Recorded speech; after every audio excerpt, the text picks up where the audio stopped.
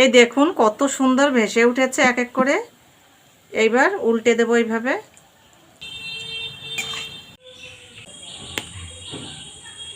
কতটা মুচমুচের খাস্তা। হাতে যদি মাত্র 5 মিনিট সময় থাকে তাহলে ঝটপট বাড়িতে তৈরি করে নিতে পারবেন। চিনির পাউডারটা ঢেলে নেব। এখন ভালো করে মিশিয়ে নেব আর এই ডিম দুটো দিয়ে ফেটিয়ে নেব ভালো করে। এই ব্যাটারটা দিয়ে দেব। ডো তৈরি করে নিয়েছি, বেলে নেব। এর থেকে পাতলাও না আবার এর থেকে মোটাও বেলা যাবে না।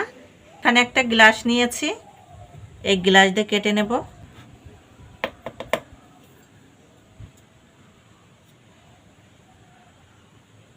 সবগুলো গ্লাস দিয়ে কেটে নিয়েছি, এক এক করে ছেড়ে দেব।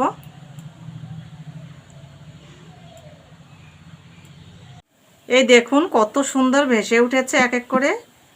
এইবার উল্টে দেব এইভাবে। এই দেখুন কত সুন্দর কালার চলে এসছে। উল্টে পাল্টে ভেজে নিয়েছি, এবার তুলে নেব। দেখুন বন্ধুরা কত সুন্দর হয়েছে বিস্কুটগুলো, আর কতটা সহজভাবে তৈরি করা গেল। এখান থেকে এখন একটা ভেঙে দেখাই আপনাদের। এই দেখুন